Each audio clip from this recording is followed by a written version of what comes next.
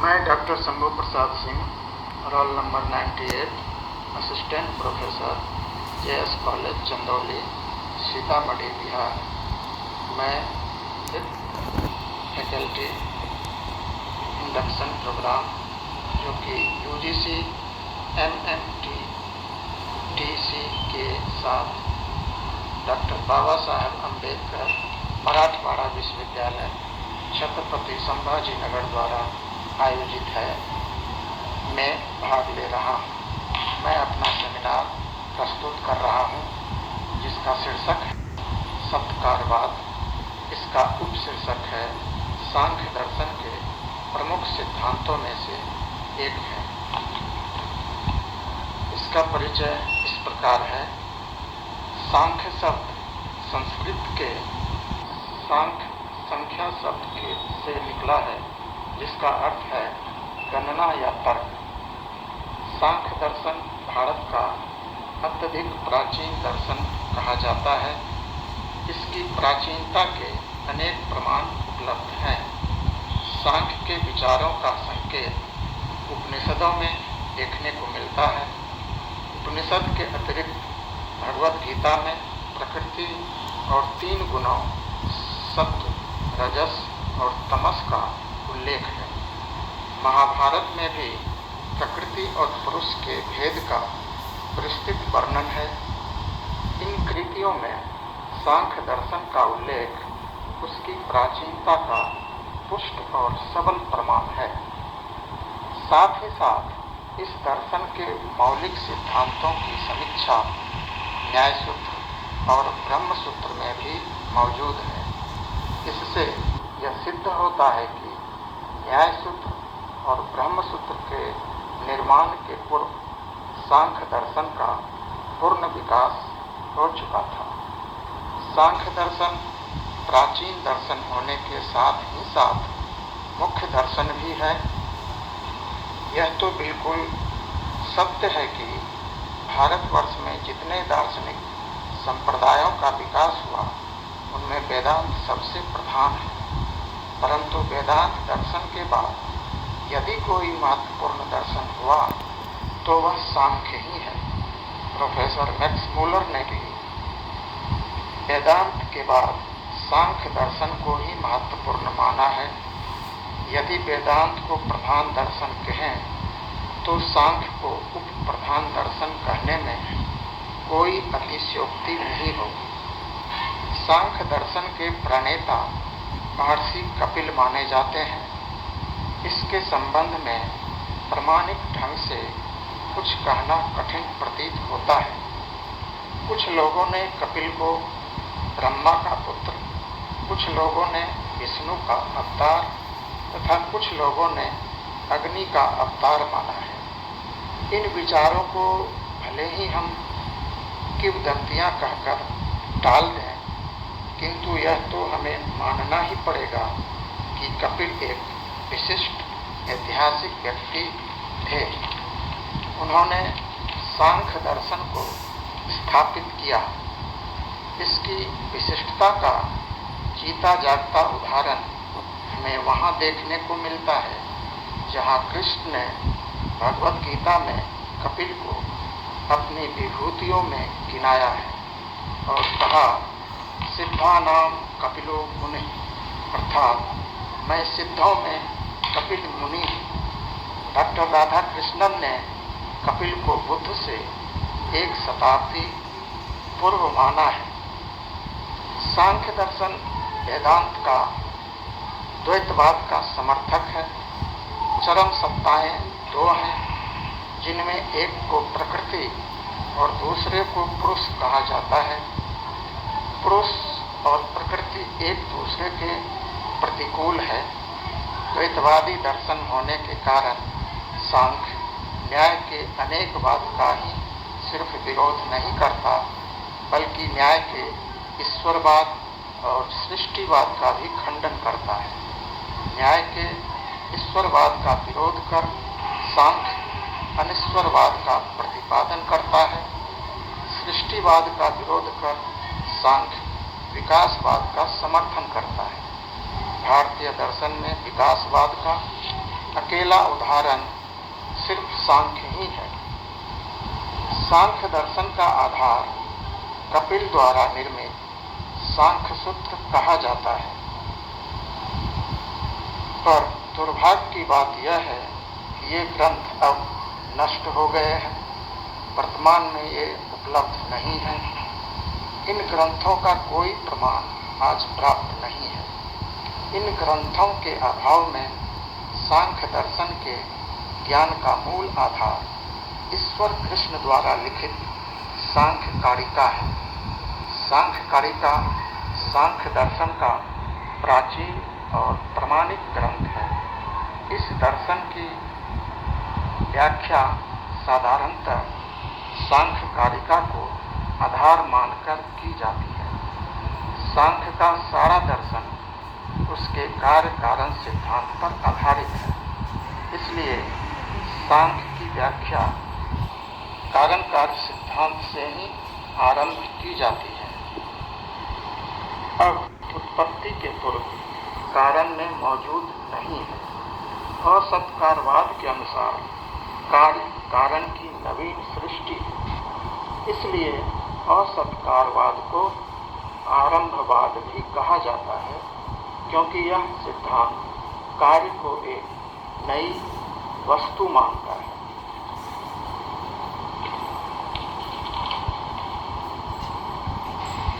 सत्कारवाद के दो रूप हैं, परिणामवाद एवं विवर्तवाद। सांख्य दर्शन, योग दर्शन एवं विशिष्टाद्वैत दर्शन परिणामवाद के समर्थक हैं, जबकि अद्वैत वेदांत विवर्तवाद का समर्थक है। परिणामवाद के अनुसार जब कारण से कार्य का निर्माण होता है तो यहाँ कारण का कार्य में वास्तविक रूपांतर होता है। कार्य केवल कारण का परिवर्तित रूप है। जब धागा से कपड़े का निर्माण होता है तब धागा का पूर्ण परिवर्तन कपड़े में हो जाता है।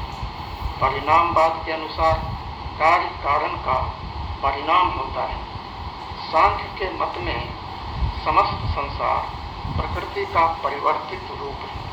प्रकृति ही समस्त जगत की विभिन्न वस्तुओं में रूपांतरित हो जाती है, परंतु रामानुज के मत में समस्त जगत ब्रह्म का रूपांतरित रूप है, क्योंकि इनके अनुसार ब्रह्म ही विश्व का कारण है।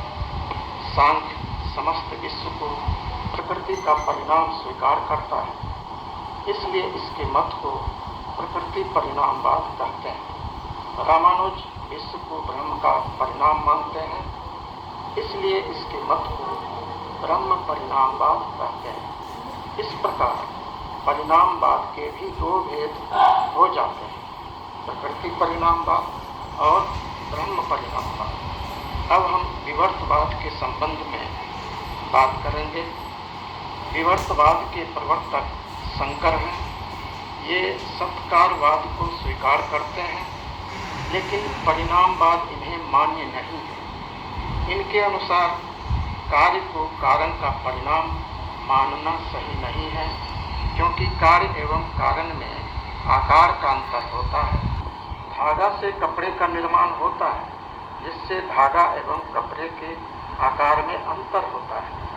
कार्य का आकार कारण में मौजूद नहीं है, जिस कारण कार्य के निर्मित होने पर यह स्वीकार करना पड़ता है कि असत से सत्य की उत्पत्ति है, लेकिन वास्तव में ऐसा संभव नहीं है। इसलिए शंकर के अनुसार कार्य कारण का विवर्त है। देखने में ऐसा प्रतीत होता है कि कार्य कारण का वास्तविक रूपांतर है, परंतु वास्तविकता ऐसी नहीं है। शंकर के अनुसार कारण का कार्य में परिवर्तित होना एक आभास या भ्रम मात्र है। जैसे रस्सी में सर्प की प्रतीति होती है, लेकिन यह रस्सी सर्प में परिणत नहीं हो जाता है। ऐसा केवल प्रतीत होता है, आभास होता है। प्रतीति एवं वास्तविकता में अंतर होता है। शंकर के अनुसार ब्रह्म विश्व का कारण है, लेकिन ब्रह्म का रूपांतर विश्व के रूप में नहीं होता है, क्योंकि ब्रह्म सत्य है और जगत असत्य है। इस कारण सत्य का परिवर्तन और सत्य में नहीं हो सकता है। ब्रह्म एक है, परंतु विश्व नाना रूपात्मक है। एक का रूपांतर अनेक में संभव नहीं है। फिर ब्रह्म अपरिवर्तनशील है, विश्व परिवर्तनशील है, तब अपरिवर्तनशील का रूपांतर परिवर्तनशील में किस प्रकार हो सकता है? इस कारण शंकर ने विश्व को ब्रह्म का विवर्त कहा है। इसलिए शंकर का मत ब्रह्म विवर्तवाद के नाम से जाना जाता है।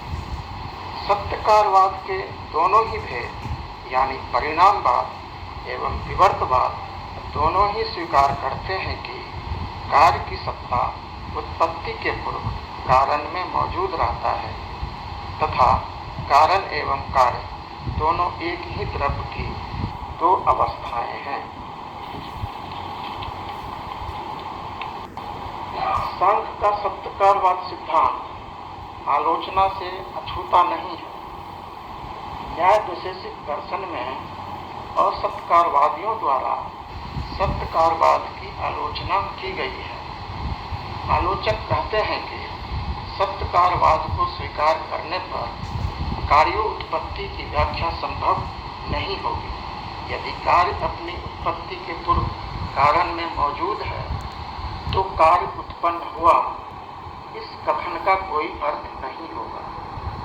दूसरी आपत्ति आलोचकों द्वारा यह है कि यदि कार्य अपनी उत्पत्ति के पूर्व कारण में मौजूद है तो निमित्त कारण को मानने की आवश्यकता नहीं रह जाती है। फिर यदि कार्य उत्पत्ति के पूर्व कारण में मौजूद ही है तो कारण एवं कार्य में अंतर करना दुष्कर होगा, कठिन होगा। यह बतलाना बहुत कठिन होगा कि कौन कारण है और कौन कार्य। पुनः यदि कार्य उत्पत्ति के पूर्व कारण में मौजूद है तो कारण एवं कार्य के आकार में अंतर का रहना इस सिद्धांत का खंडन करता है, क्योंकि कार्य का आकार कारण से भिन्न है। अतः इन आलोचनाओं से यह सिद्ध होता है कि सत्यकारवाद का सिद्धांत असंगत एवं आत्मविरोधी है। परंतु इन त्रुटियों के बावजूद भी सत्यकारवाद एक महत्वपूर्ण सिद्धांत है। सांख्य दर्शन में इसी कारणता सिद्धांत के आधार पर प्रकृति की स्थापना की गई है। इसके अलावा सांख्य दर्शन का विकासवाद सत्यकारवाद सिद्धांत पर ही आधारित है। निष्कर्ष स्वरूप हम कह सकते हैं कि सत्यकारवाद सांख्य दर्शन की आधारशिला है। यह सिद्धांत दिखाता है कि संसार की उत्पत्ति एक विकास की प्रक्रिया है, न कि अचानक हुआ चमत्कार। यह सिद्धांत यानी सत्यकारवाद भारतीय दर्शन को वैज्ञानिक और तार्किक आधार प्रदान करता है।